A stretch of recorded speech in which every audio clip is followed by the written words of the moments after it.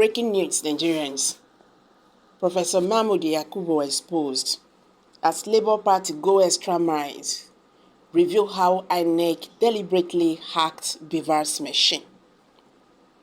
Amid the ongoing pre-hearing sessions at the Presidential Election Petition Court, challenging the February 25th presidential election that saw the candidate of the All Progressive Congress (APC) emerge winner and subsequently handed a certificate of return by the Chief Returning Officer, Professor Mahmood YAKUBU, the INEC chairman, as the president-elect.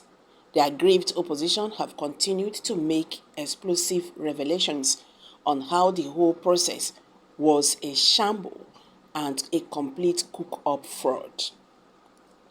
Hey guys, welcome back to Prospect Channel TV. Thank you for always coming out here. If you are just joining us, please kindly subscribe to this channel and don't forget to give us a thumbs up. Thank you. Nigerians, amid the ongoing pre-hearing sessions at the Presidential Election Petition Court, challenging the February 25th presidential election that saw the candidate of the All Progressive Congress (APC) emerge winner and subsequently handed a certificate of return by the Chief Returning Officer, Professor Mahmood YAKUBU. As president-elect, the aggrieved opposition have continued to make explosive revelations on how the whole process was a sham and complete cooked-up fraud. The biometric voter accreditation system, BVAS, was compromised during the Nigerian presidential elections by INEC. This assumption is according to Mr. Akin, the Director General of the Labour Party's Presidential Campaign Council. This runs counter to the claim that the BVAS is well secured and penetrable, as Professor Mahmood YAKUBU himself promised Nigerians last November. But according to Mr. Akin, INEC Chairman Mahmood YAKUBU never provided an explanation for why the House and Senate election results were successfully uploaded to the Integrated Review of Results and Elections (IREV) platform, why the presidential election results were sent incorrectly in an exclusive interview on Arise TV. According to him, INEC deliberately countered attempts to falsify the data. Mr. Akin ascertained that the BVAS was successful in preventing overvoting in the instance of Senator Johnson Ademola Adeleke, the governor of Osun State. Additionally, he ascertained that the BVAS rendered it difficult to enlarge a unit beyond the number of registered votes. Mr. Akin asked Professor Mahmood YAKUBU to explain why the IREV failed and why INEC claimed that the BVAS machine was used to undermine the presidential pool, while the National Assembly elections were not affected. Akin claims that INEC tampered with BVAS in the runoff to the Nigerian presidential election.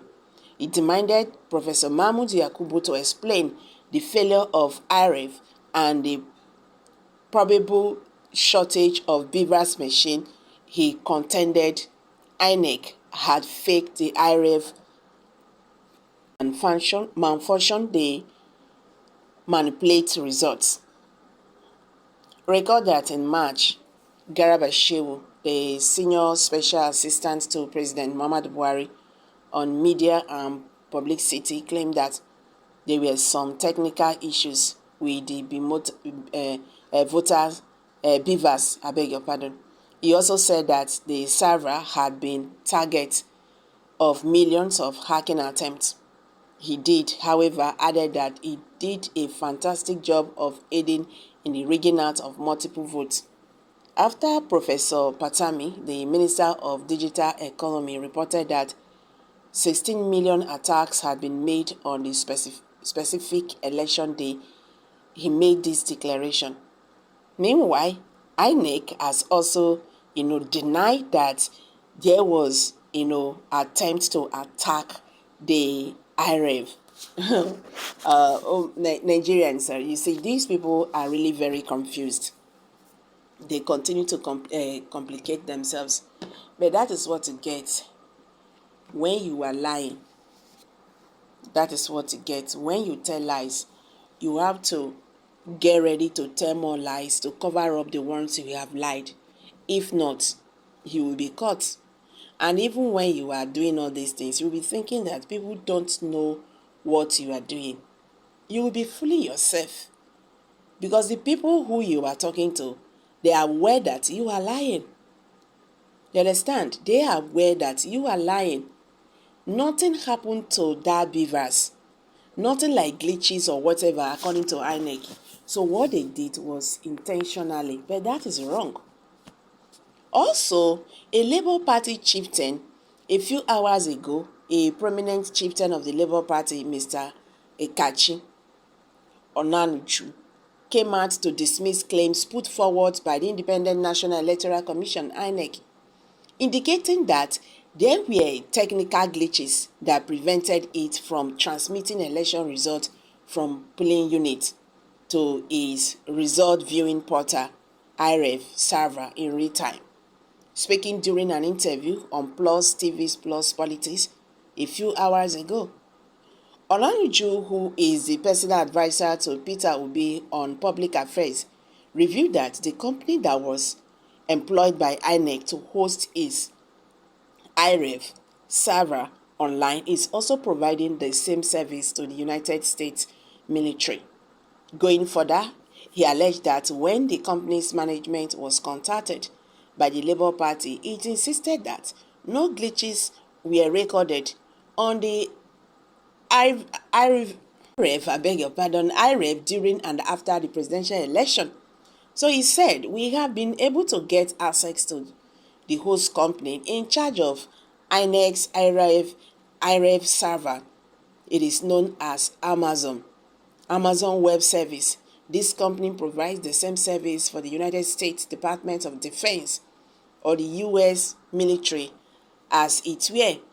Of course, we all know that the Pentagon will not patronize the service of a company that could not surmount the kind of issues that INEC claimed their service had on election day. Amazon said that nobody hacked into the INEC server before, during, and after the presidential election that took place on February 25th, 2023. So they said the server worked well throughout the electoral process. Therefore, INEC's claim that there were issues with the IREV portal is not true, he had said. I'm dropping it here, guys.